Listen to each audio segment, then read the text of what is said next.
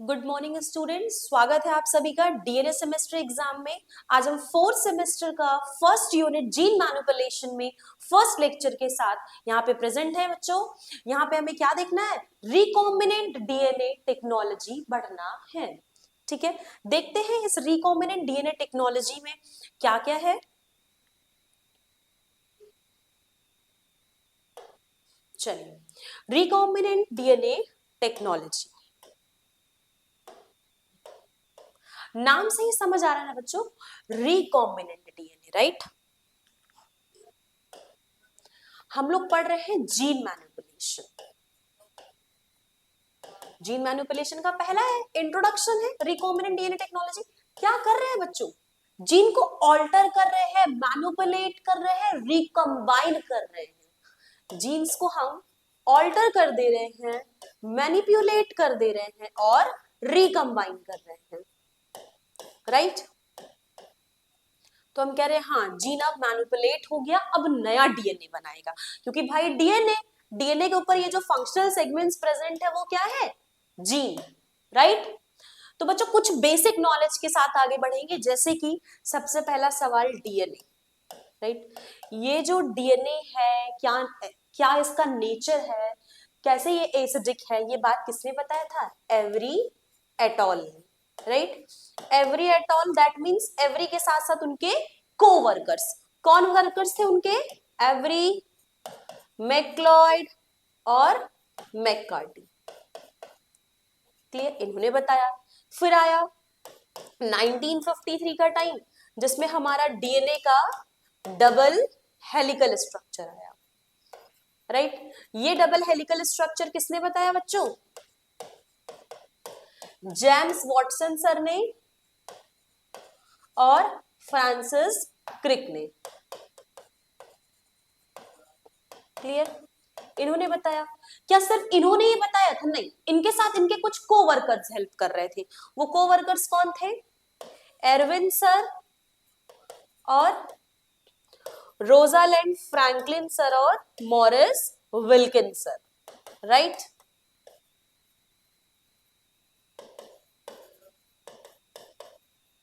इन्होंने हेल्प किया बच्चों, इस तरीके से चला। पर हम क्या पढ़ने जा रहे हैं, रिकॉम्बिनेंट डीएनए। हमें ये तो पता रहे कि डीएनए का नेचर क्या है, डीएनए का नेचर है एसिडिक, न्यूक्लिक एसिड है, राइट। डीएनए और आरएनए हम इनको मैनिपुलेट करेंगे और एक रिकम्बाइन करके नया डीएनए बनाएंगे। रिकम्बाइन मींस रिप्रोड्यूस करेंगे, राइट। रिकॉम्बिनेंट देखा जाए बच्चों तो री मतलब री, कंबाइन एंड देन प्रोड्यूस। तो हम कुछ नया बनाएंगे बच्चों, नया बनाएंगे तो हम रिकॉम्बिनेंट के फादर कौन है, रिकॉम्बिनेंट के फादर हैं पॉल बर्गसर, राइट। पॉल बर्गसर हैं हमारे जेनेटिक्स के, हमारे रिकॉम्बिनेंट्स के फादर, जिन्होंने मैनिपुलेट किया था फर्स्ट टाइम डीएनए को। आते हैं टॉपिक पे, हम रिकॉम्बिनेंट डीएनए टेक्नोलॉजी कैसे डिफाइन करेंगे बच्चों, जिसमें हम नया कॉम्बिनेशन बना रहे हैं। लेट सपोज मैंने बोला कि एक माउस है, इसमें एंटीबायोटिक रेजिस्टेंस वाला है, बट ये चीज ना शिप में नहीं है। तो मैं चाहूंगी वो जो एंटीबायोटिक रेजिस्टेंस हमारे माउस में है वो शिप में भी आ जाए। तो हम वो वाले जीन को लेकर शिप में डाल दे रहे हैं और उसके बाद क्या कर रहे हैं, शिप में वाली क्वालिटी आ गई एंटीबायोटिक रेजिस्टेंस की। तो रिकॉम्बिनेंट डीएनए टेक्नोलॉजी एक वही है टेक्निक जिसमें हम न्यू कॉम्बिनेशन बना रहे होते हैं जेनेटिक मटेरियल का, दो ऑर्गेनिजम्स के डीएनए को ज्वाइन करके, राइट। ये प्रोसेस कैसे होगा भाई, मैम कैसे ज्वाइन करेंगे, चलिए एक एग्जांपल समझते हैं। लाइक हमारा माउस है, ठीक है, उसके पास मैंने बोला क्या है, एंटीबायोटिक रेजिस्टेंस जीन है।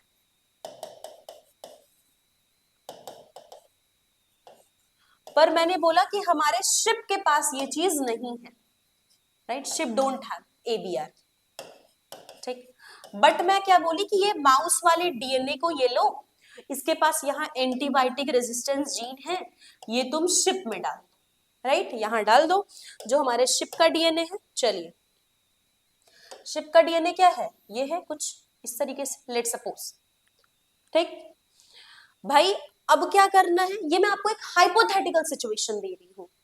ठीक है, बट मैं डाल तो दूं, सवाल ये है बच्चों की यहां से यहां तक ले जाने के लिए कुछ चाहिए, और जो यहाँ व्हीकल का काम कर रहा है, जो इसको लेकर जाएगा, वो कौन लेके जा रहा होगा? एक वेक्टर लेके जाएगा।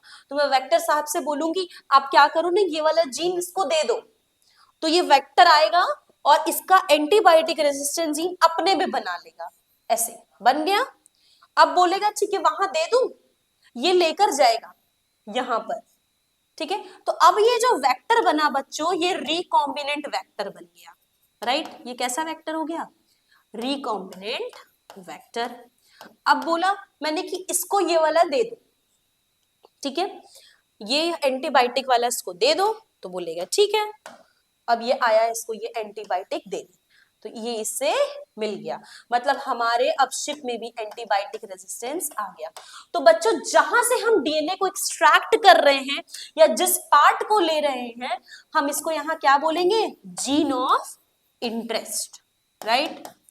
हम इसको जीन ऑफ इंटरेस्ट बोल सकते हैं, हम इसको फॉरेन डीएनए बोल सकते हैं, हम इसको एलएन-डीएनए बोल सकते हैं, और हम इसको पैसेंजर डीएनए भी बोल सकते हैं। इतना अगर आपको नाम कहीं देखने को मिल रहा है तो आपको कंफ्यूज नहीं होना है, ठीक। जिधर दे रहे हैं, ठीक है, यहां से जीन ऑफ इंटरेस्ट को लिए और यहां इंसर्ट किए, जिसके थ्रू इंसर्ट कर रहे हैं बच्चों, वो क्या था? वो था हमारा ये वेक्टर, ठीक है। ये वेक्टर कुछ भी हो सकता है, और वेक्टर अक्सर क्या बनता है? प्लाज्मिड बनता है। प्लाज्मिड क्या है? एक एक्स्ट्रा क्रोमोसोमल सर्कुलर डीएनए, जो कि किसमें पाया जाता है? बैक्टीरिया में, राइट। क्या है? एक्स्ट्रा क्रोमोसोमल सर्कुलर डीएनए, जो कि किसमें पाया जा रहा है? बैक्टीरिया में। यहाँ क्या कर रहे हैं हम? यहाँ जो उनको जो डीएनए पीस चाहिए था वही हम लेकर यहाँ इंसर्ट करा दे रहे हैं, इस तरीके से चल रहा है। पर मैम आप बोली कि इस वाले पीस को काटना होगा, काटना होगा तो किससे काटेंगे? इसके लिए आता है हमारा रिस्ट्रिक्शन एंजाइम। क्या आएगा? रिस्ट्रिक्शन एंजाइम आएगा, ये इसको कट करेगा बच्चों। रिस्ट्रिक्शन एंजाइम कहीं भी हवा में ऐसे उड़ के कट नहीं कर देते हैं, उनकी एक स्पेसिफिक साइट होती है, स्पेसिफिक साइट पे ये रिस्ट्रिक्शन एंजाइम क्या करेंगे? कट करेंगे। क्लियर? कट किया, ये वाले डीएनए को एक्सट्रैक्ट किया, यहां जोड़ दिया। मैम यहां जोड़ेंगे किससे? बच्चों मॉलिक्यूलर ग्लू बोलते हैं, मॉलिक्यूलर ग्लू बोले या फिर, ठीक है, वो क्या हो जाएगा? डीएनए लाइगेज, ठीक है। रिस्ट्रिक्शन एंजाइम से तो कट किया हमने, ये रिस्ट्रिक्शन एंजाइम जो कि किसकी तरह काम किया, कट करने में हेल्प कर रहा है? तो मॉलिक्यूलर सीजर की तरह, ठीक है, मॉलिक्यूलर सीजर की तरह, या फिर हम इसको स्कैल्पेल भी बोलते हैं, जो कट करने में डिसेक्शन किट में प्रेजेंट रहता है। ये है बच्चों, ठीक है। और फिर यहाँ लेकर आना तो यहाँ ऐड कर देंगे डीएनए लाइगेज से, और ये हमारा क्या बनकर तैयार हो गया? Recombinant DNA. इस तरीके से चलता है। तो क्या इतना आसान प्रोसेस है मैम? रिस्ट्रिक्शन एंजाइम आएगा और कट कर देगा? नहीं, रिस्ट्रिक्शन एंजाइम भी दो टाइप के हैं बच्चों। ये जो हमारा रिस्ट्रिक्शन एंजाइम है वो कितना है?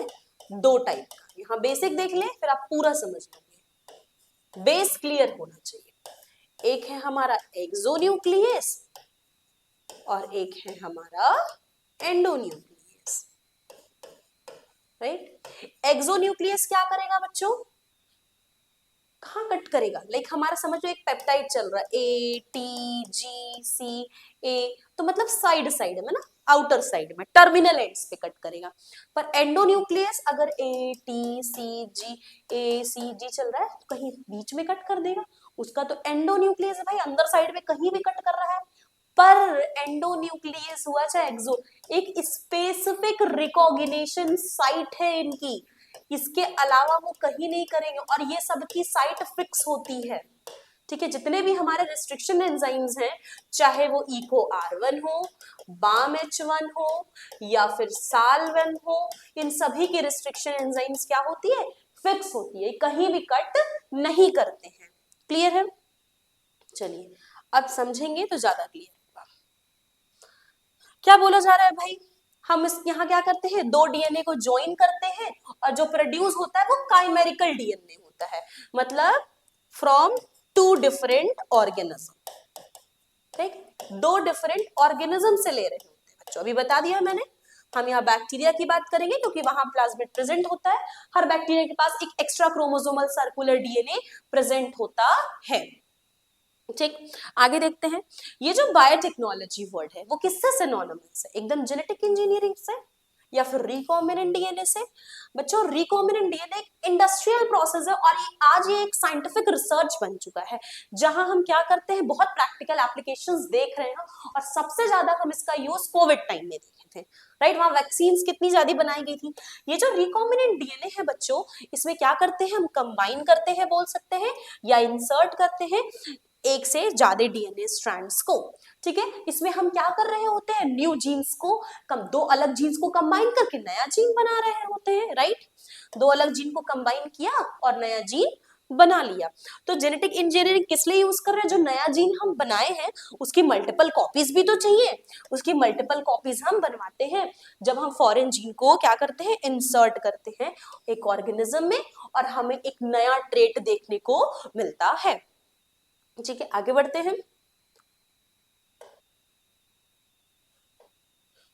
चलिए इंट्रोडक्शन पे बोल रहा है भाई रिकॉम्बिनेंट डीएनए टेक्नोलॉजी बोलिए या फिर जीन क्लोनिंग बोलिए, दोनों ही क्या है, एक बहुत न्यूबॉर्न डिसिप्लिन है आज साइंस के एरा में, जिसका काम क्या है, किसी की भी हेरिडिटी को ऑल्टर कर दो। हेरिडिटी ऑल्टर करने का क्या मतलब भाई, हेरिडिटी मींस डीएनए सेगमेंट्स को ही ऑल्टर कर दो, ये काम हमारे रिकॉम्बिनेंट डीएनए का है। रिकॉम्बिनेंट डीएनए एक फॉर्म का आर्टिफिशियल डीएनए है जो हम दो अलग अलग चीजों से लेके कंबाइन करके बना रहे हैं, हम बना रहे हैं तो ऑब्वियसली वो आर्टिफिशियल डीएनए बन रहा होगा, ठीक है, जिसमें हम डीएनए स्ट्रैंड्स को कंबाइन करते हैं डीएनए सीक्वेंस से। जेनेटिक इंजीनियरिंग क्या कर रहा है बच्चों, उसका एम यही है कि मैं जीन्स को मैनिपुलेट कर दूंगा पूरी तरीके से, राइट, और ये जीन्स को मैनिपुलेट करेगा और क्या होगा, जहां जहां टेक्निक्स जो भी अप्लाई करेगा बायोलॉजिकल, अच्छा जीन को क्यों मैनिपुलेट करेंगे, ऑब्वियसली हमें कुछ ऐसा चाहिए जो हमारे लिए बहुत बेनिफिशियल हो, तो हमारे ह्यूमन मैनकाइंड के बेनिफिशियल के लिए ही हम इस आरडीएनए का यूज कर रहे हैं, क्लियर, यहां तक। आगे देखते हैं बच्चों, नेक्स्ट बोल रहा है कि क्या प्रिंसिपल्स है, रिकॉम्बिनेंट डीएनए कैसे बनेगा। तो सबसे पहला है बच्चों कि हम डीएनए फ्रेगमेंट्स बना लें, ठीक है, उसके बाद हम डीएनए फ्रेगमेंट्स तो बना लेंगे पर हमें पता होना चाहिए कि हमें यही वाला डीएनए चाहिए, तो हम डिजायर्ड डीएनए को सिलेक्ट करेंगे, फिर क्या करेंगे, जो हम डिजायर्ड डीएनए सिलेक्ट किए हैं उसको होस्ट में डालना है।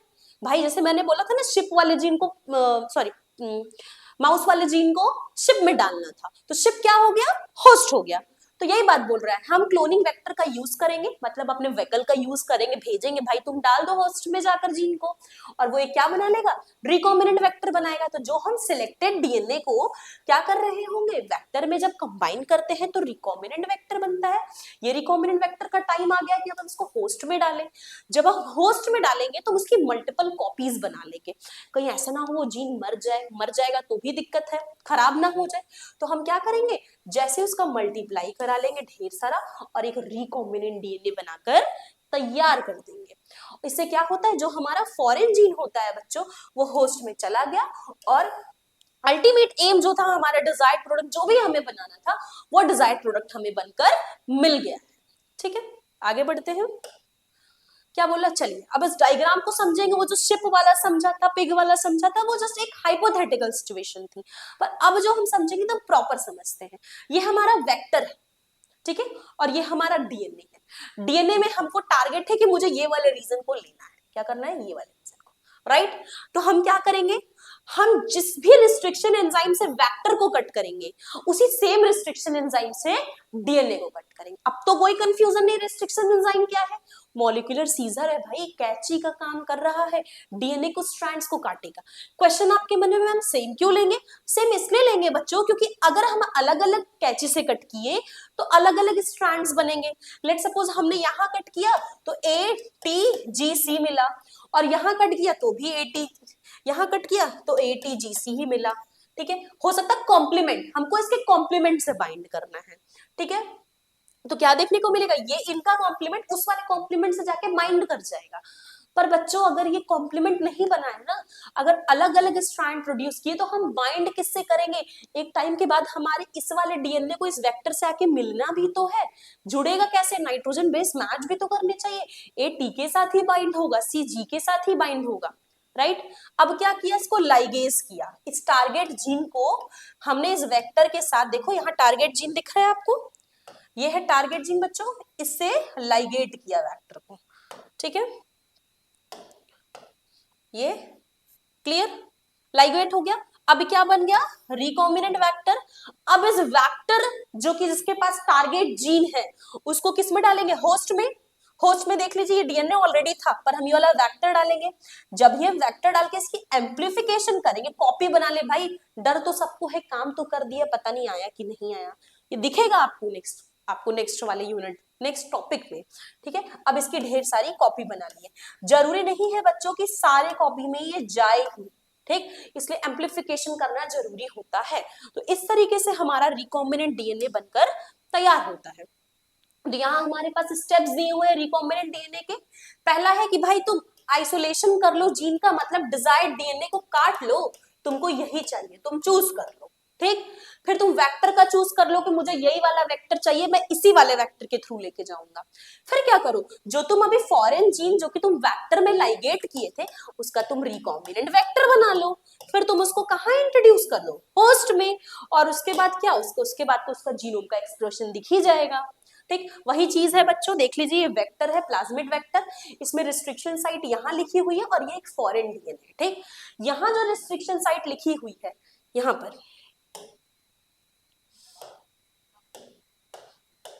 ठीक है, यहाँ जो रिस्ट्रिक्शन साइट लिखी है, लिखा हुआ है TGATGCG, ठीक है, और यहाँ जो लिखा हुआ है रिस्ट्रिक्शन साइट TGATGCG। अब मैं उसी वाले को बुलाऊंगी, रिस्ट्रिक्शन एंजाइम्स को, जो कि दोनों को सेम कट करें, ठीक है। यहाँ एंटीबायोटिक रेजिस्टेंस जीन है, हमें इस वाले फॉरेन डीएनए में डालना है, ठीक। अब क्या किया हमने, रिस्ट्रिक्शन एंजाइम से डाइजेस्ट कराया। जब मैं डाइजेस्ट करा रही हूँ बच्चों, तो एक अगर यहाँ कट कर रहा है तो दूसरा भी तो इधर ही कट कर रहा होगा ना, तभी तो आके कॉम्प्लीमेंट एंड जुड़ेंगे, ये तो चला जाएगा, फिर ये इससे जुड़ जाएगा, ठीक। इस तरीके से हमारा रिकॉम्बिनेंट वेक्टर बन गया। अब इस रिकॉम्बिनेंट वेक्टर को हम यहाँ पर जोड़ देंगे तो हमें मेरा डिजायर्ड रिकॉम्बिनेंट डीएनए मिल जाएगा। देखिए, मिक्स कर दिया वेक्टर को, लाइगेट करा दिया, रिकॉम्बिनेंट वेक्टर बन गया। जैसे मैं इसको आपको अच्छा एग्जांपल देती हूँ इकोराई से रिलेटेड, ठीक है। लेट सपोज ये हमारा एक डीएनए है, ठीक, यहाँ एक सीक्वेंस है ग तक, इसके कॉम्प्लीमेंट क्या प्रेजेंट होगा बताइए? यही है। और ये तो हमारा क्या है, रिकॉम्बिनेंट वेक्टर का सीक्वेंस है, ये हमारा क्या है बच्चों, फॉरेन डीएनए, ठीक, फॉरेन डीएनए। लेट सपोज ये क्या है, फॉरेन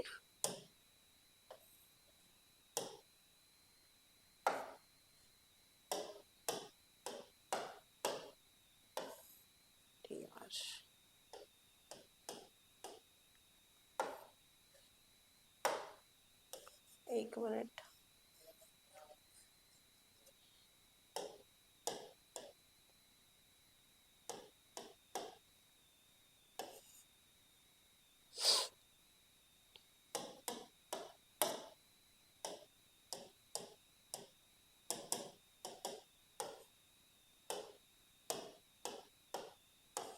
ठीक है, ये समझ लीजिए हमारा क्या है, फॉरेन डीएनए, लेट सपोज, ठीक। यहाँ जो सीक्वेंस है, यहाँ भी वही सीक्वेंस है, यहाँ भी क्या है, GAATTC और उसके कॉम्प्लीमेंट CTTAAG, राइट, यही है। हमारा जो इकोराई रिस्ट्रिक्शन एंजाइम आने वाला है, इकोराई 1, वो क्या करता है, G और A के बीच में कट लगाता है, लेट सपोज। तो बच्चों G और A के बीच में यहाँ कट लगाया तो कहीं यहाँ कट लगाया, ठीक, और अगर यहाँ कट लगाया तो कहीं यहाँ कट लगाया, ठीक। कट लगाया तो ये क्या दिखेगा, ये इतने जो है वो चले जाएंगे, इतने गायब हो जाएंगे, भाई उसको तो बस अपने सीक्वेंस से मतलब है, चलो मैं गायब कर देती हूँ, कट हो गया ना, ये कट हो गया।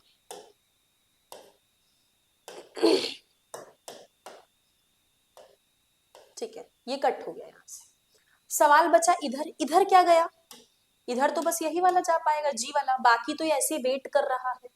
अब जब ये वेट कर रहा है, आप अच्छा इसको इमेजिन इधर करो, नीचे वाले पे क्यों कट लगाना, ये है, ठीक है, यहाँ कट किया, यहाँ जब कट किया बच्चों तो ये वाला चला गया, जी चला गया यहाँ से, राइट। अब ये जो जी चला गया हमारे यहाँ से ये क्या देखने को मिल रहा है, ये एंड तो फ्री है, ये जो एंड फ्री बन रहा है एक, ये वेट कर रहा है कब ये जल्दी से दूसरे से मिले और कॉम्प्लीमेंट में बाइंड हो जाए, राइट। तो ये वाला क्या करेगा, इससे मिल जाएगा और आराम से प्रोड्यूस करेगा, क्योंकि इसके कॉम्प्लीमेंट बनाना है ना, इसीलिए सेम रिस्ट्रिक्शन एंजाइम यूज करते हैं।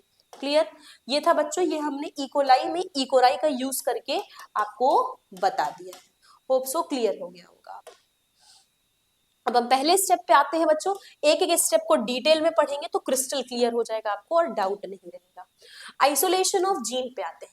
सबसे पहला काम मैंने बता दिया है कि आपको डिजायर्ड जीन को आइसोलेट करना है और न्यू कॉम्बिनेशन बनाना है। ये बहुत सिग्निफिकेंट प्रोसेस है, चाहे हम कोई भी चीज का आइसोलेशन कर रहे हैं, recombinant RNA sorry ribosomal RNA है, प्रोटीन प्रोडक्ट है, रेगुलेटरी जीन है, प्रमोटर जीन्स है, कुछ भी। जो फर्स्ट जीन आइसोलेट हुई थी वो क्या थी, लैक ऑपरॉन ऑफ इकोलाई। कौन थे भाई, सापिरो एटॉल ने, मतलब इनके कोवर्कर्स ने भी हेल्प की थी। आर्टिफिशियल ऑर्गेनोकेमिकल सिंथेसिस ऑफ जीन हुआ था बच्चों, ये पॉजिटिव स्टेप था एक जेनेटिक इंजीनियरिंग में, जिसमें एच.जी. खुराना साहब थे, सक्सेसफुली सिंथेसाइज किए थे एक डबल स्ट्रैंडेड डीएनए को, ठीक है, किसके कॉरेस्पॉन्ड, ईस्ट आरएनएल टी आरएनए के कॉरेस्पॉन्ड। आगे देखते हैं, ये देखिए कैसे किस तरीके से एकदम डीएनए को आइसोलेट कर रहे हैं ना। डीएनए को आइसोलेट करना इतना आसान काम नहीं है। आप किसी पर्सन के डीएनए को, ये अच्छा वाला जीन है, इसको आप एक्सट्रैक्ट करना चाह रहे हो, तो आप क्या करोगे, आपको उसके न्यूक्लियस में इंटर करना है, आप उसके मेम्ब्रेन की लाइसिस करोगे, आप उसके अलावा उसमें जो भी चीज पाए जाते हैं सबको हटाओगे, क्योंकि आपका अल्टीमेट एम क्या है, डीएनए को लेना। आप प्रोटीन को रिमूव करोगे, आरएनए को रिमूव करोगे, मेम्ब्रेन को रिमूव करोगे। तो बताया गया है आपको सबसे पहले क्या करना है, सेल मेम्ब्रेन की लाइसिस करनी है, फिर आप प्रोटीन रिमूव करोगे। तो सवाल ये है कि सेल मेम्ब्रेन की लाइसिस होगी कैसे, ठीक। अगर बैक्टीरिया का सेल है तो लाइसोजाइम से करा दो, ठीक, अगर बैक्टीरिया का है। अगर फंजाई है तो किससे कराएंगे, काइटिन से करा दो, ठीक है। प्लांट में है तो किससे कराएंगे, सेल्यूलेज से करा दो, ठीक है। और एनिमल में तो है ही नहीं, राइट। सेल की लाइसिस हुई मतलब मेम्ब्रेन खत्म, प्रोटीन को रिमूव कराना, प्रोटीन भी तो प्रेजेंट होगा, उसको रिमूव कराने के लिए प्रोटीएज ला दो। फिर अगर मान लो आरएनए किसी में प्रेजेंट है तो आरएनए को रिमूव कराने के लिए आरएनएज ला दो। अल्टीमेट एम है डीएनए का प्रेसिपिटेशन। फिर हमको दिखेगा कि हाँ डीएनए प्रेसिपिटेट हो गया, पर वो प्रेसिपिटेट ऐसे ही नहीं हो जाता है बच्चों, हमें क्या डालना होता है, एथेनॉल, ठीक है, एथेनॉल डालना होता है। फिर हम उसको आराम से स्पूलिंग ऑफ डीएनए प्रोसेस के थ्रू, स्पूल के थ्रू उस डीएनए को निकाल सकते हैं, ठीक है। तो ये जो बच्चों डीएनए का प्रेसिपिटेशन हुआ है, प्रेसिपिटेट हुआ है, हम इसको क्या कर रहे हैं, रिहाइड्रेट कर रहे हैं, ठीक है, रिहाइड्रेट। अब ये जो डीएनए आपस में अगर वो बाइंड कर गए, ठीक है, वॉश किया और इल्यूशन फैक्टर के थ्रू पूरा डीएनए को ही निकाल लिया, पर डीएनए का आइसोलेशन करने के लिए हमें मेम्ब्रेन को ब्रेक करना पड़ता है, ठीक है, हमें सारे चीजों को रिमूव करके अल्टीमेट डीएनए को ही बचाना होता है। Come to the next one, next क्या है, अब वेक्टर का सिलेक्शन करना है। वेक्टर वही है, वेहिकल्स है जो कि हमारे फॉरेन जीन को लेकर जाएंगे, खुद रिकॉम्बिनेंट वेक्टर बन जाएंगे और फिर आगे जाके मल्टीप्लाई करेंगे होस्ट में। तो ढेर सारे वेक्टर्स है, आपको ये चीज पर डिपेंड करना है कि हम किस में करा रहे हैं रिकॉम्बिनेंट, प्रोकैरियोट्स में, यूकैरियोट्स में, प्लांट्स में है, एनिमल्स में है। अगर प्रोकैरियोट्स में है तो प्लाज्मिड ले लो, अगर हम लैम्डा फाज भी ले सकते हैं, यूकैरियोट में है तो ईस्ट ले लो, प्लांट्स में है तो ट्यूमर इंड्यूसिंग ले लो, रेट्रोवायरसल इंड्यूसिंग एनिमल में ले लो, फाजमिड्स को ले सकते हैं, ट्रांसपोजोन्स जंपिंग जीन को ले सकते हैं, राइट। ईस्ट आर्टिफिशियल क्रोमोसोम और बैक्टीरियल आर्टिफिशियल क्रोमोसोम को ले सकते हैं, मैमिलियन आर्टिफिशियल क्रोमोसोम को ले सकते हैं। कुछ आर्टिफिशियल प्लाज्मिड्स हैं जैसे पीवीआर 322, पीवीआर 327, ये बच्चों बहुत ज्यादा फ्रिक्वेंटली यूज होते हैं। मैंने देखा है मोस्टली प्लाज्मिड को बहुत ज्यादा यूज किया जाता है प्रोकैरियोट्स के लिए, ठीक है, जिसमें कि किसको, पीबीआर 322, पीयूसी 8, पीयूसी 18, ये वेक्टर्स बहुत ज्यादा तेजी से यूज होते हैं, ठीक है। चलिए थोड़ा सा समझेंगे एक बार इसको। ये हमारे पास प्लाज्मिड का वेक्टर है, ठीक है। प्लाज्मिड का वेक्टर जैसे कि मैं बनाती हूँ, दिस इज PBr322। पी क्या है भाई? प्लाज्मिड है। ये दोनों क्या है? साइंटिस्ट है, बॉलीवर और रोड्रिगेज। ये आपने पढ़ा है बच्चों। और ये हम किस सीक्वेंस में डिस्कवर कर रहे हैं? ये चीज, ठीक है, सीक्वेंस ऑफ डिस्कवरी, राइट। ये है हमारा वेक्टर। इस वेक्टर के पास ढेर सारे क्या हैं? रिस्ट्रिक्शंस एंजाइम है। ओराई साइट है जहां रेप्लिकेशन आराम से स्टार्ट हो जाए। रॉ प्रोटीन है, रेप्लिकेशन ऑफ प्लाज्मिड के लिए। इनके पास क्या होते हैं? एम्फिसिलिन और टेट्रासाइक्लिन रेजिस्टेंस रीजन। ठीक, चलिए अब हम थोड़ा समझते हैं। यहाँ पे लिखा है प्लाज्मिड PBr322 जो है उसके पास एक टेट्रासाइक्लिन की रेजिस्टेंस जीन है और एक एम्फिसिलिन है। जब हमने रेस्ट्रिक्शन एंडोन्यूक्लियस से कट किया, क्योंकि हमें मान लो इस वाले रीजन पे लाइगेट करना था, एम्फिसिलिन में कट किया, तो जो चीज एम्फिसिलिन रेजिस्टेंस थी बच्चों, अब तो वो सेंसिटिव हो गई। मतलब अगर अब हम इसको एम्फिसिलिन दिए तो ये मर जाएगा, राइट। अब यहाँ पे हम फॉरेन डीएनए को इंसर्ट कर दिए। अब फॉरेन डीएनए को इंसर्ट किए तो क्या हो गया? एम्फिसिलिन वाला इनएक्टिव हो गया। इनएक्टिव हो गया तो हम इसको क्या बोलते हैं? इंसर्शनल इनएक्टिवेशन भी बोलते हैं, जो मैं आपको नेक्स्ट लेक्चर में डिटेल में बताऊंगी। क्लियर? देखिए यहाँ PBr322 का वेक्टर है जो मैंने पीछे बनाया था। ये देखिए यहाँ ढेर सारी साइट्स है रिस्ट्रिक्शन एंजाइम्स की। क्लियर? ये देखिए यहाँ भी रिस्ट्रिक्शन एंजाइम्स है। ओराई साइट है जहां शुरू होगा एम्फिसिलिन, टेट्रासाइक्लिन। यही रॉ प्रोटीन होता है बच्चों जो कि रेप्लिकेशन करा रहा होता है प्लाज्मिड का। होप सो आपको ये क्लियर होगा। नेक्स्ट आते हैं, स्टेप थर्ड क्या है? अभी तो मैंने करा दिया, वेक्टर को बुला लिया कि भाई ज्वाइन कर दो, तो ज्वाइन कराना है। अटैचमेंट कराइए फॉरेन जीन का वैकल से। वैकल में दैट मीन्स वेक्टर से। क्लियर? अटैचमेंट होगा। अब क्या करना है? हमें रिकॉम्बिनेंट डीएनए प्रोड्यूस करना है। रिकॉम्बिनेंट डीएनए प्रोड्यूस करना है तो हम एक स्पेसिफिक साइट पे कट करेंगे, कहीं भी नहीं कट करेंगे। और जब हम स्पेसिफिक साइट पे कट कर रहे होते हैं, यही बहुत इंपॉर्टेंट स्टेप है, क्योंकि जब भी हम कटिंग कर रहे होते हैं डबल हेलिक्स ड्यूप्लेक्स डीएनए का, तो रेस्ट्रिक्शन एंजाइम को बुलाते हैं। ये रेस्ट्रिक्शन एंजाइम्स ही कट कर रहे होते हैं। और सबसे सुटेबल क्या है? Type 2 restriction enzyme. क्यों मैम और भी होते हैं बच्चों? बहुत सारे रिस्ट्रिक्शन एंजाइम है। टाइप 1 है, 2 है, 3 है। इसमें मोस्ट सुटेबल क्या है? 3, क्योंकि वो with in base pair cut करता है जहां एकदम एग्जैक्ट करना होता है। टाइप 1 वाला अवे कट करता है, ठीक है, थोड़ा और पहले कट कर लेता है। ये वाला भी लगभग 30 to 20 बेस पेयर अवे करता है। पर टाइप 1 वाला तो बहुत पहले कर लेता है रिकॉग्निशन साइट की, ठीक। पर ये एकदम मेन रिकॉग्निशन साइट पे कट करता है, इसलिए हम लोग टाइप 2 वाला यूज करते हैं। जिसमें एग्जांपल है इकोराई 1। क्या सीक्वेंस इसका? घातक। ये इसको रिकॉग्नाइज करता है। ऐसे हेथ्री का अलग सीक्वेंस है, यहाँ दिया हुआ है। देखिए रिस्ट्रिक्शन एंजाइम एक स्पेसिफिक सीक्वेंस न्यूक्लियोटाइड को ही लेता है, ठीक है। जैसे कि कुछ रिकॉग्निशन साइट्स है GAT-ATC। ये क्या करता है? यहाँ T और A के बीच में कट रहा है, ठीक, इस तरीके से। जैसे बच्चों कट कर रहा है तो कैसा रिकॉग्निशन साइट ले रहा है? रिस्ट्रिक्शन एंजाइम हमेशा वही रिकॉग्निशन साइट लेता है जिसको चाहे हम फॉरवर्ड से पढ़े या हम बैकवर्ड से पढ़े, राइट। चाहे हम फॉरवर्ड से पढ़े या हम बैकवर्ड से पढ़े, दोनों साइड से पढ़ने पे क्या आ जाए? सेम सीक्वेंस आए। और ऐसे सीक्वेंस को हम क्या बोलते हैं? पैलिंड्रोमिक सीक्वेंस बोलते हैं। क्लियर? कौन सा सीक्वेंस बोल रहा है? पैलिंड्रोमिक। देखिए same on the reverse strand, it does on also on the forward strand. जैसे मैम अगर आप नॉर्मल एग्जांपल देखो तो मैम ही ले लो, चाहे मैं इधर से पढ़ूं मैम, चाहे मैं इधर से पढ़ूं मैम, मैम ही पढ़ाएगा। नितिन एग्जांपल ले सकते हो, मलयालम एग्जांपल ले सकते हो। This is the example of palindromic sequence.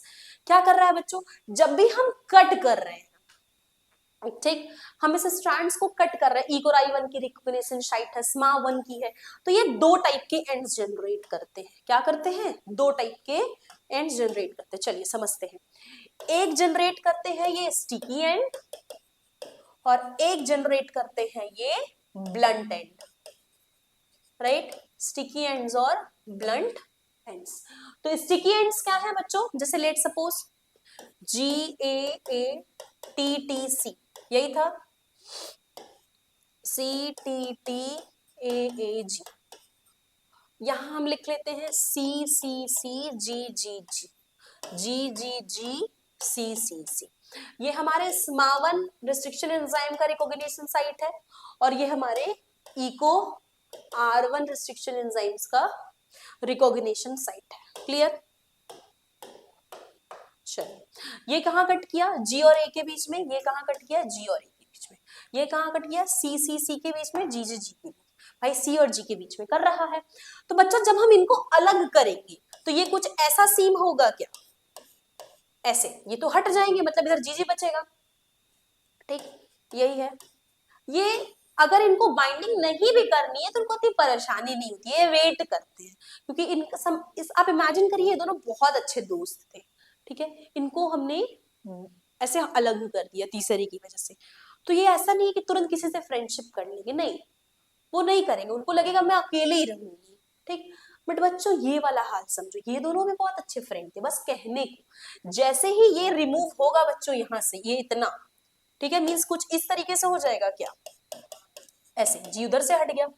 तो ये क्या चाहेंगे? तुरंत कोई कॉम्प्लीमेंट आके मिल जाए हमसे। तो ऐसे स्टैंड्स को क्या बोलते हैं? स्टिकी एंड्स, जहां सिमेट्री मेंटेन नहीं हो रही है। ठीक, सिमेट्री इज नॉट मेंटेन। तो ये दो टाइप के एंड देखने को मिलते हैं। ठीक है, इसको और क्या कह रहे होते हैं? स्टिकी एंड्स को हम कह रहे होते स्टैगर्ड एंड भी कह रहे होते हैं। ठीक, और यहाँ क्या है बच्चों? यहाँ सिमेट्री मेंटेन हो रही है, देखो ना, एकदम सेंटर से कट हो रहा है, राइट? यहाँ सिमेट्री मेंटेन हो रही है बच्चों। अगर यहाँ सिमेट्री मेंटेन हो रही है, और ब्लंट एंड को क्या बोलते हैं? फ्लश एंड भी बोलते हैं। ठीक, चलिए, बोल रहा है डिफरेंट रिस्ट्रिक्शन एंजाइम क्या करेगा? प्रोड्यूस करेगा डीएनए स्ट्रैंड, उनका लेंथ डिफरेंट हो सकता है। ठीक है भाई, हो सकता है एक में ये यहाँ कट लगाया पर दूसरे में हो सकता है वो यहाँ कट लगाया हो बच्चों। तो भले लेंथ डिफरेंट हो पर हमारे बेस पेयर क्या होंगे? सेम होंगे एंड्स पे। ठीक है, सवाल ये है कि मैम अगर एक रिस्ट्रिक्शन एंजाइम आ रहा है और कट कर दे रहा है बैक्टीरियल के प्लाज्मिड वाले डीएनए के एक सीक्वेंस को, और फिर दूसरा भी कट करा, मैम उसके डीएनए को ही पूरा क्यों नहीं खत्म कर दे रहा है? क्योंकि बच्चों तब हमारे रिस्ट्रिक्शन एंजाइम के पास एक कैपेबिलिटी होती है, एक तो वो कट करेगा, दूसरा वो प्रोटेक्शन भी दे रहा है, मिथाइलेज, इससे कैप लगा दे रहा है कि वो सामने वाला डीएनए ना मरे। ठीक है, सामने वाले के डीएनए को नुकसान ना पहुंचे, जो अल्टीमेट एम है बस उसी को कट करना है। मिथाइलेज वाली एक्टिविटी इनके पास, रिस्ट्रिक्शन साइट के पास होती है कि अपने एंजाइम को बचा ले। वैक्टर वैकल और पैसेंजर डीएनए, पैसेंजर डीएनए बताया मैंने, foreign DNA, alien DNA, gene of interest, इनको हम ज्वाइन कर देंगे। राइट, आगे बढ़ते हैं बच्चों। हाँ, आप सभी के लिए बहुत इंपॉर्टेंट इंफॉर्मेशन, अगर आप इस सेकंड और फोर्थ सेमेस्टर की पढ़ाई फुल फ्लेज में करना चाहते हैं, चाहे वो फिजिक्स हो, केमिस्ट्री, बॉटनी, जूलॉजी, मैथ्स या फिर स्टैटिस्टिक्स, तो आप भी हमारे नवोदय बैच में एनरोल कर सकते हैं। कैसे करना होगा बच्चों? आपको अपने मोबाइल के प्ले स्टोर पे डीएनएस एजुकेयर ऐप को डाउनलोड करना है। ठीक है, वहां जब आप डाउनलोड करेंगे तो आपको इस डीएनएस सेमेस्टर एग्जाम पे आपको ऑनलाइन इंटरेक्टिव क्लासेस दी जाएंगी, लाइव डाउट सेशंस होंगे, क्लास नोट्स प्रोवाइड होगा, पीडीएफ अवेलेबल होंगे। इवन बच्चों जो मैं यहाँ पीडीएफ आपको पढ़ा रही हूँ वो डीएनएस एजुकेयर ऐप पे फ्री में अवेलेबल है। राइट, पीवाईक्यूज होंगे और unit wise one shot revision होंगे। बच्चों इसकी अगर आपको इसके रिगार्डिंग कोई भी इंफॉर्मेशन लेनी है या डाउट है तो आप हमारे हेल्पलाइन नंबर पे कॉल कर सकते हैं। इसकी फीस सिर्फ बच्चों 1250 है। आपको इसमें भी 10% का डिस्काउंट मिलेगा अगर आप DNS 10 कूपन कोड को अप्लाई करते हैं। ठीक है, आगे बढ़ते हैं बच्चों। क्या बता रहा है? अब यही बोल रहा है कि मैंने आपको बताया था इकोराई वाला घातक सीक्वेंस, ये देख लीजिए, यहाँ कट कर रहा है और यहाँ कट कर रहा है।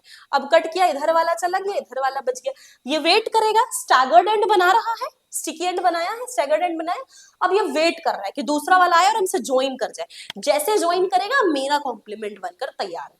बट ये काम ब्लंट और फ्लश एंड पे नहीं होता है। राइट, आगे समझते हैं। स्टेप 4 क्या है? अब आ गया है टाइम कि हम जो रिकॉम्बिनेंट वेक्टर बनाए थे हम उसको क्या कर दे? होस्ट में डाल दे। ट्रांसफर ऑफ रिकॉम्बिनेंट डीएनए नहीं, transfer of recombinant vector to host. Right, host में डालेंगे भाई, सुटेबल होस्ट में। इस प्रोसेस को बोलते हैं बच्चों ट्रांसफॉर्मेशन। इसको क्या बोलते हैं? Transformation process, right. इसमें एक एग्जांपल लिखा हुआ है ब्लैकमैन एट ऑल का, मतलब उनके साथ उनके कुछ कोवर्कर्स 1977 में गनशॉट एक्सपेरिमेंट किए थे, जिसकी वजह से वो आराम से इकोलाई की ढेर सारी क्लोन्स बना पाए थे। अब आप समझो, मैंने बोला कि ये जो मेरा रिकॉम्बिनेंट वेक्टर बनकर आया है, ये ठीक, ये अब आप इसको किस में डाल दो? होस्ट में डाल दो। यही बोला मैंने, ये होस्ट है भाई। होस्ट के पास तो अपना वाला डीएनए है, ये इसका सेल्फ डीएनए। अब आप ये डालने जा रहे हो, इसकी सेल मेम्ब्रेन को ब्रेक करोगे तभी तो लेगा। सेल मेम्ब्रेन इतना आसानी से नहीं लेने वाला। तो 2-3 मेथड है। पहला मेथड क्या है? हम उसको इलेक्ट्रिक शॉक दे दें, ठीक है, सॉरी, जिसको बोलते हैं हीट शॉक दे दें। अब हम क्या किए, एक बार बहुत ज्यादा हीट किए, फिर कोल्ड किए, हीट किए, कोल्ड किए, तो पोर्स बन गए, आराम से ले लिया। दूसरा क्या कर दे बच्चों, हम बाइवेलेंट कैटायन से ट्रीट कर दे, कैल्शियम से, लेट्स सपोज, ठीक है, तो वो ले लेगा। तीसरा क्या कर दिए, हम गन शॉट कर दिए, जिसमें हम हाई एलिमेंट्स लाइक जैसे टंगस्टन को ले लिए, गोल्ड को ले लिए, उस पार्टिकल से बम्बार्ड कराएं, ठीक है, तो भी क्या हो जाएगा, हमारा मेम्ब्रेन ब्रेक कर जाएगा। हम केमिकल्स ले लिए बच्चों, ठीक है, जो भी हार्ड केमिकल्स है, जैसे कैल्शियम क्लोराइड हो गया, कैल्शियम फॉस्फेट हो गया, ठीक है, इन सब की वजह से भी हम मेम्ब्रेन को करा ले रहे हैं, ठीक। ये सब अगर तरीका हम अपनाते हैं, ये क्या है, ये इनमें वेक्टर की जरूरत नहीं है, हम डायरेक्ट इंसर्ट करा रहे हैं। माइक्रो इंजेक्शन हो गया, डायरेक्ट होस्ट में करा रहे हैं, राइट, हम वेक्टर की जरूरत नहीं, नॉन मीडिएटेड है, नॉन मीडिएटेड वेक्टर, तो हम आराम से ट्रांसफॉर्मेशन प्रोसेस करा सकते हैं, रिकॉम्बिनेंट वेक्टर को होस्ट में इंटर करा सकते हैं, ठीक। हाँ, कम टू दिस वन, क्या लिखा है, तब आराम से प्लाज्मा मेम्ब्रेन ले लेगा। बच्चों अगर बैक्टीरिया की बात करें तो बैक्टीरिया में हम ट्रांसडक्शन और ट्रांसफिक्शन दोनों प्रोसेस से ही कर सकते हैं। ट्रांसडक्शन क्या है, जैसे लेट सपोज हमारा बैक्टीरियोफाज, उसको अपना डीएनए देना है बैक्टीरिया में, तो वो अपना डीएनए को क्या किया, अपने डीएनए को बैक्टीरिया में इंसर्ट कराया, ठीक है। जब भी डीएनए को बैक्टीरिया में इंसर्ट करा रहे हैं, उसकी वजह से कोई जेनेटिक मटेरियल जा रहा है, इस प्रोसेस को ट्रांसडक्शन कहते हैं। और जब हम किसी इंस्ट्रूमेंट का यूज करके डीएनए को डायरेक्ट इंसर्ट करा रहे हैं, डायरेक्ट, तो वो क्या होगा हमारा, उस प्रोसेस को हम ट्रांसफिक्शन बोलेंगे, ठीक है। ये है, आगे बढ़ते हैं। जैसे बच्चों कॉन्जुगेशन, कॉन्जुगेशन तो डायरेक्ट सेक्सुअल रिप्रोडक्शन जो ये प्रोसेस होता है, हम अटैच करा देते हैं तो चला जाता है। ट्रांसडक्शन, बैक्टीरियोफाज के थ्रू जेनेटिक मटेरियल दे रहे हैं, राइट, यही बता रहा है कैसे हम बैक्टीरियल सेल में ट्रांसफर करते हैं। अब आ गया जो ट्रांसफर जीनोम हो रहा है उसका एक्सप्रेशन की बात, ठीक है। तो बच्चों जो भी रेप्लिकेशन या फिर क्लोन डीएनए बनेगा, ये बहुत इंपॉर्टेंट एस्पेक्ट है हमारा रिकॉम्बिनेंट डीएनए टेक्नोलॉजी में, क्योंकि बच्चों ये बता रहा है कि जो रैट इंसुलिन जीन है वो, उसको इकोलाई सेल्स में डाला गया था लार्ज स्केल पे। किसके लिए डाला गया था? इंसुलिन के प्रोडक्शन के लिए, डायबिटिक पेशेंट्स के लिए। तो इस तरीके से बनाया गया है, बहुत सारे एप्लीकेशंस हैं, अल्कोहल का प्रोडक्शन हुआ, एसिटिक एसिड का प्रोडक्शन हुआ, एंजाइम्स का, फ्लेवरिंग एजेंट्स का, जीन थेरेपी में है, जीन अगर किसी का जीन सही नहीं है उसमें तो हम उसको थेरेपी दे सकते हैं रिकॉम्बिनेंट से, डीएनए फिंगरप्रिंटिंग में, डायग्नोसिस ऑफ मॉलिक्यूलर डिजीजेस में, इवन एग्रीकल्चर में ट्रांसजेनिक प्लांट्स बनाना है, मतलब एकदम डिजायर्ड कैरेक्टर वाला प्लांट की प्लांट्स में यही चाहिए, तो उसके लिए भी हम यूज कर सकते हैं, जिसमें बनाया गया है भाई देख लीजिए आप, बीटी ब्रिंजल बनाया गया है बैसिलस thuringiensis का यूज करके, गोल्डन राइस, इसमें कैरेटिन का अमाउंट डाल दिया गया, सोच लीजिए विटामिन ए डाल दिया गया, डिलेड राइपनिंग, हम चाहते हैं टोमेटो जल्दी ना पके, सड़ जाते हैं जल्दी, स्पॉइल हो जाते हैं, पोटैटो और टोमेटो की ब्रीड बना दी गई भाई, देख लीजिए कितना इंपॉर्टेंस है हमारे पास रिकॉम्बिनेंट डीएनए टेक्नोलॉजी का, ठीक है। तो बोल रहा है हमारे ह्यूमन वेलफेयर में क्या रोल है बच्चों, ये डायरेक्ट क्वेश्चन पूछता है आपसे 7 से 10 नंबर में, को पता होना चाहिए, राइट। क्या है भाई, पहला तो क्रॉप इंप्रूवमेंट में, मतलब जो जीनस एकदम दूर दूर है, कहीं मैच ही नहीं करते, हम उनको भी क्रॉस करा दे रहे, जैसे पहला रैफनो ब्रेसिका, रैफनो ब्रेसिका, राइट। ये रैफनो वाला क्या है भाई, ये तो रेडिस था, हम इसकी क्रॉस किससे करा रहे हैं, हम इसका क्रॉस करा दे रहे हैं कैबेज से, क्लियर। ट्रिटिकेली, व्हीट का क्रॉस करा दे रहे हैं हम डायरेक्ट राई से। पोमैटो तो बता ही गया, पोटैटो एंड टोमेटो। ठीक, अगर हमें ट्रांसजेनिक प्लांट्स बनाना है, मतलब डिजायर्ड करेक्टर वाला बनाना है कि उसमें डिजीज ना हो, इंसेक्ट पेस्ट ना लगे, हर्बिसाइड से कोई मतलब नहीं, बाढ़ आ जाए, कोई भी मेटल टॉक्सिटी टॉलरेंस बना दे, कोई प्रॉब्लम नहीं होना चाहिए, तो हम क्या कर सकते हैं, इससे बना सकते हैं। बीटी ब्रिंजल हो गया, BT cotton, delayed ripening tomato, ये सब हम इससे कर सकते हैं। ठीक, अगर हमें रूट नोड्यूल बनाना है सीरियल क्रॉप्स में, मतलब कि भाई रूट नोड्यूल का काम क्या है, नाइट्रोजन फिक्सेशन, अगर वो डेवलप कर दे तो आराम से नाइट्रोजन भर भर के मिलने वाला है, तो हम क्या कर दे, बैक्टीरियल जीन जो नाइट्रोजन फिक्सेशन के लिए वो हम सीरियल क्रॉप में डाल दे, तो उसकी वजह से मिलेगा। हम न्यूट्रिशनल कैपेसिटी को बढ़ा सकते हैं, राइस ग्रेन जिसमें हम गोल्डन राइस बनाए, कैरेटिन का अमाउंट बढ़ाकर। ठीक, लगभग 300 gram of this cooked rice कितना है, अल्फा कैरोटीन रखा हुआ है। अब ये तो हमारा आपके क्रॉप्स वगैरह में था। मेडिसिन में क्या एप्लीकेशन है बच्चों, मेडिसिन में देखने को मिलता है हमें एंटीबायोटिक्स बनानी है तो हम आराम से बना सकते हैं, चाहे वो पेनिसिलियम हुआ, स्ट्रेप्टोमाइसिस फंजाई हुआ, मास प्रोडक्शन के लिए यूज कर रहे हैं हम इसको, याद रखिएगा। इंसुलिन, मतलब जो पहले हमें शिप से लेना पड़ता था, पिग से लेना पड़ता था, इसका बहुत एलर्जिक रिएक्शन दिखा, वो अब हम रिकॉम्बिनेंट डीएनए टेक्नोलॉजी का यूज करके आराम से बैक्टीरिया में इनकॉर्पोरेट करा के लार्ज स्केल पे इंसुलिन बना रहे हैं, और जो कि एलर्जी भी कॉज नहीं कर रहा है। राइट, ये देखिए human cell gene of interest है, ये बैक्टीरियम है, इससे क्या बनाने की कोशिश किया जा रहा है, इंसुलिन बनाने की कोशिश किया जा रहा है। ठीक है, ये जेनेटिकली मॉडिफाइड ऑर्गेनिज्म इंसर्ट करा दिया गया। वैक्सीन, मैंने बताया इसका सबसे ज्यादा रोल, स्टार्टिंग में लेक्चर में बोला था कि आपको किसमें मिलेगा, आपको वैक्सीन भी दिखेगा। वैक्सीन जिसमें बच्चों कुछ हार्मलेस वर्जन रहते हैं पैथोजन के ना, कि अगर वो एंटीजन हमारी बॉडी में बाहर आता है वैक्सीन लगवाने के बाद इन केस कभी, तो उसके खिलाफ एंटीबॉडी बनती है। राइट, तो ये इम्यूनिटी हम पैथोजन के अगेंस्ट डालने की कोशिश कर रहे होते हैं। ठीक है, पैथोजन के डीएनए से बनाते हैं, बट उसमें डिजीज कॉजिंग कैपेबिलिटी नहीं होती है। राइट, डायरेक्ट पेशेंट को इंजेक्ट किया जाता है जहां उसकी प्रोटीन वो बना रहा होता है, जैसे ही कोई प्रोटीन बाहर से आता है उसके खात्मा कर देता है, खत्म कर देता है। रिसर्चर्स आज भी नए नए वैक्सीन बनाने के लिए प्रैक्टिस कर रहे हैं, जिससे कि प्रॉपरली हम एड्स को प्रिवेंट कर पाए, क्योंकि मिला नहीं है अभी तक, कैंसर को प्रिवेंट कर पाए। ठीक है, प्लांटीबॉडीज क्या है मैम, ये तो नया आ गया, वो ऐसी एंटीबॉडीज जो कि जेनेटिकली मॉडिफाइड क्रॉप प्रोड्यूस कर रहे हैं। जेनेटिकली मॉडिफाइड क्रॉप क्या मतलब है, मींस जिनको हम ऑलरेडी मॉडिफाई कर दिए हैं वो भी एंटीबॉडी प्रोड्यूस कर रहे हैं। कैसी एंटीबॉडी मैम, जो प्लांट्स है बच्चों वो ट्रांसफॉर्म हो रहा है एंटीबॉडी जीन्स उनके में डालने से। लाइक एनिमल से मैंने क्या लिया, एंटीबॉडी जीन्स लिया, वो डाल दिया। 1989 में माउस की एंटीबॉडी को किसमें डाला गया था, टोबैको के प्लांट में, और देखने को मिला गया कि कुछ हमें हेपेटाइटिस बी के वैक्सीन मिले against HIV virus, anthrax vaccine from tobacco plants निकाला गया। वन एकड़ of plant can produce 360 million doses in a year. Next is a gene therapy, एक छोटी सी बच्ची 3 साल की SCID severe combined immunodeficiency syndrome से परेशान थी, जिसमें क्या किया गया था, आपको पहला जीन थेरेपी दिया गया था। ठीक है, उसके में बी लिम्फोसाइट्स नहीं बन पा रहे थे। राइट, पढ़ा है आपने। प्रोडक्शन ऑफ एंजाइम, हमें एंजाइम्स बनवाने हैं तो बच्चों भर भर के आराम से यहाँ से एंजाइम बनवा सकते हैं। कैसे, कुछ यूजफुल एंजाइम्स हैं जो हमारे RDNA प्रोड्यूस करते हैं, जैसे कि प्लाज्मिनोजन को अगर प्लाज्मिन में बनाना है तो उसके लिए हमें किसकी जरूरत है, टिश्यू प्लाज्मिनोजन की।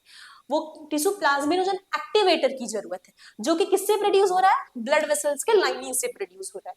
क्योंकि क्या करता है, कुछ हार्ट अटैक्स और कुछ ब्लड वेसल्स के क्लॉट ऐसे हो जाते हैं जिनकी वजह से, देखो कुछ हार्ट अटैक्स और बहुत सारे स्ट्रोक्स आते हैं बच्चों ब्लड क्लॉटिंग की वजह से, तो उस पर्सन को अगर हम इस एंजाइम से ट्रीट कर रहे हैं तो वो आराम से बच जाएंगे। भाई ब्लड वेसल्स पे ही तो प्रेजेंट और क्लॉट हो गया तभी तो हार्ट अटैक आ रहा है। राइट, ये जो हमारा टीपीए बच्चों, टिश्यू प्लाज्मिनोजन एक्टिवेटर, ये क्या कर रहे हैं, हम इकोलाई में ट्रांसफेक्ट कर रहे हैं और ट्रांसजेनिक बैक्टीरिया इस प्रोटीन को आराम से कमर्शियली अवेलेबल करा पाएंगे सून। ठीक है, it soon become commercially available, ये ट्राई किया जा रहा है। चलिए, यहाँ लिखा हुआ है कुछ रिकॉम्बिनेंट प्रोडक्ट्स हैं और उनके एप्लीकेशंस हैं, जैसे ह्यूमन इंसुलिन, ये ले रहे हैं हम लोग इंसुलिन टाइप डिपेंडेंट के लिए। ह्यूमन का ग्रोथ हार्मोन, मिसिंग हार्मोन है, कुछ स्टैचर पीपल में हम डाल सकते हैं। कैल्सिटोनिन रिकेट्स के ट्रीटमेंट के लिए। क्रोनिक गोनाडोट्रोपिन जिसमें नहीं है उसमें क्या होगा बच्चों, हम इनफर्टिलिटी के लिए ट्रीट कर सकते हैं। ब्लड क्लॉटिंग फैक्टर ही नहीं है, ब्लड ही नहीं रुक रहा है, बंद हो ही नहीं रहा है चोट के बाद, तो हम वहां रिप्लेस कर सकते हैं। Tissue plasminogen activator, blood clot को आराम से हटा सकते हैं क्योंकि ब्लड वेसल से ही मिल रहा है, वो तो क्लॉट हो गया है, तो मिलेगा कैसे, राइट। इरिथ्रोपोइटिन आरबीसी के फॉर्मेशन के लिए, किडनी डायलिसिस वगैरह में। प्लेटलेट डिराइव्ड ग्रोथ फैक्टर, वही बात हो रही है घूम फिर के फैक्टर्स की। इंटरफेरोन्स वायरल इंफेक्शंस, कैंसर रोक सकते हैं। इंटरल्यूकिन्स क्या कर रहे हैं, एक्टिवेट करते हैं इम्यून सिस्टम को, तब के लिए ले सकते हैं। वैक्सीन तो भाई इन्फेक्शियस डिजीज के अगेंस्ट हम लगा ही रहे हैं, ठीक। अब इंडस्ट्री में क्या एप्लीकेशन है बच्चों इनका, इंडस्ट्री में इनका एप्लीकेशन देखने को मिलता है हमें फर्मेंटेशन प्रोसेस के लिए हम आराम से कर सकते हैं। जो भी स्ट्रेन का माइक्रो ऑर्गेनिज्म चाहिए, जिस भी माइक्रो ऑर्गेनिज्म का स्ट्रेन चाहिए हम ले लें और आराम से क्रॉप इंप्रूवमेंट हम करा पाए, ठीक। नेक्स्ट ये यही बात कर रहा है बच्चों फिर से, कैसे हमने जीन डोनर से एक आइसोलेटेड जीन लिया, फिर प्लाज्मिड में उसको इंसर्ट कराया, डीएनए लाइगेज से बाइंड कराया और हम यहाँ होस्ट में डाल दिए, ट्रांसफॉर्मेशन करा लिए। क्लियर है। नेक्स्ट, अगर हमें ट्रांसजेनिक एनिमल बनाना है तो क्या करना होगा, ट्रांसजेनिक एनिमल के लिए ग्रोथ हार्मोन हमारे, हम कह सकते हैं काऊ में पाया जाता है बच्चों, ये सोमैटोट्रोपिन, बोवाइन सोमैटोट्रोपिन, इंक्रीज्ड मिल्क लैक्टेशन के लिए, ठीक है, मिल्क कैपेसिटी इंक्रीज करने के लिए। तो वो आराम से अगर हम दे दें काउज वगैरह में तो हमें क्या देखने को मिलेगा, मिल्क का प्रोडक्शन बढ़ जाएगा। क्लियर है। आगे बढ़ते हैं। ये देखिए किस तरीके से काउ में बताया गया है बोवाइन सेरम को। ये है प्लाज्मिड बच्चों, ये प्लाज्मिड क्या किया, ये इकोलाई है, इसको ले लिया मैंने वेक्टर और यहाँ से मैंने सेकंड वाला पोजीशन सोमैटोट्रोपिन को हमने काउ सेल से आइसोलेट किया। अब इस सोमैटोट्रोपिन को इस प्लाज्मिड वाले में इंसर्ट कराया, रिकॉम्बिनेंट वेक्टर बन गया। अब हम इसको क्या करेंगे, बैक्टीरिया में फिर से इंट्रोड्यूस करा देंगे। इंट्रोड्यूस करा दिए, बैक्टीरिया ढेर सारा सोमैटोट्रोपिन बना लिया टैंक में, अब इसको हम रिमूव कर लेंगे सोमैटोट्रोपिन को बैक्टीरिया से और प्यूरिफाई कर लेंगे, फिर हम इसको ढेर सारे काउस में डाल सकते हैं तो हमें एनहांस प्रोडक्शन देखने को आराम से मिलेगा। क्लियर है। टू द नेक्स्ट, लास्ट हम देखते हैं फॉरेंसिक में बच्चों। फॉरेंसिक में क्या है, जेनेटिक इंजीनियरिंग। जेनेटिक इंजीनियरिंग क्या है बच्चों, जेनेटिक इंजीनियरिंग एक एनॉर्मस इम्पैक्ट है कहाँ पे, फॉरेंसिक साइंस में। जैसे कि मैम कैसे, मुझे जानना है कि क्या वही कल्प्रिट है तो मैं जीन ऑफ इंटरेस्ट से तो जान ही जाऊंगी, अगर उसका हेयर भी वहां, अगर क्राइम सीन सीआईडी, अब थोड़ा सा एसीपी प्रद्युमन वाला दिमाग लगाकर सोचिए आप, कि आप देखते हैं ना वो लेते हैं, अगर उनको हेयर के फॉलिकल्स कुछ भी मिल जा रहा है थोड़े से भी है तो पता कर लेते हैं किसका डीएनए है, तो कहीं ना कहीं हम इसका भी यूज करके बना सकते हैं, ठीक है। रिस्ट्रिक्शन फ्रैगमेंट लेंथ पॉलीमरिज्म, इससे हम क्रिमिनल इन्वेस्टिगेशन का हेल्प कर सकते हैं, क्योंकि यहाँ छोटे छोटे क्या होते हैं, फ्रेगमेंट्स पाए जाते हैं। ये दोनों ही फिंगरप्रिंट और पैटर्न ऑफ बेंड्स को हम आराम से जेल पर रन कराएं और हमें मिल जाएगा, ठीक है। यहाँ क्या होता है, non coding region of human genome को यूज कर रहे होते हैं, जिसपे आराम से हम दो इंडिविजुअल के बीच में डिफरेंस बता सकते हैं। देखो बच्चों कोडिंग वाला सीक्वेंस तो वही होता है, सनी के डिफरेंट होता है नहीं, बट लेंथ सबकी डिफरेंट होती है इंडिविजुअल और नॉन कोडिंग वाली, तो आराम से पता लगाया जा सकता है कि वो किस इंडिविजुअल का है। तो ये था बच्चों हमारा एप्लीकेशंस ऑफ फॉरेंसिक में, ठीक है।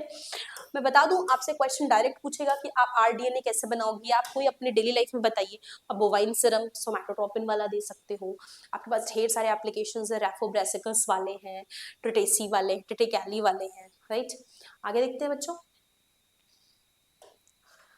तो आप लोगों के लिए इंपॉर्टेंट इन्फॉर्मेशन है बच्चों, अगर आप भी सेकंड और फोर्थ सेमेस्टर की पढ़ाई फुल फ्लेज में करना चाहते हैं तो आप हमारे बैच में इनरोल हो सकते हैं। इसका प्रोसेस क्या है, आपको अपने प्ले स्टोर पे डीएनएस एजुकेयर ऐप डाउनलोड कर लेना है, जहां आपको डीएनएस सेमेस्टर एग्जाम्स पे आपको सारे सब्जेक्ट की क्लासेस फ्री, जहां आपको सारे सब्जेक्ट की क्लासेस आपको देखने को मिलेगी, physics, chemistry, botany, zoology, math, statistics. Fees क्या है बच्चों, सिर्फ 1250 है। ऐसा तो है नहीं आप सिर्फ इसमें जूलॉजी पढ़ रहे हो, आपको ये सारे ही कोर्सेज के इसमें मिलेंगे, जूलॉजी हुआ, बॉटनी हुआ या फिर केमिस्ट्री हुआ, ठीक है। आप कोई भी सब्जेक्ट इस प्राइस में देख सकते हैं। इसके लिए आपको, अगर आपको एक्स्ट्रा 10% का डिस्काउंट चाहिए तो आप DNS 10 कूपन कोड को अप्लाई कर सकते हैं, आपको उस पर भी 10% का डिस्काउंट मिलेगा। और आपके माइंड में क्वेश्चन है मैम क्या क्या देखने को मिलेंगे, तो ऑनलाइन इंटरेक्टिव क्लासेस है बच्चों, लाइव डाउट सेशंस है, क्लास के नोट्स मिलेंगे, पीडीएफ्स मिलेंगे पूरे, पीवाईक्यूज मिलेंगे, वन शॉट रिवीजन होगा।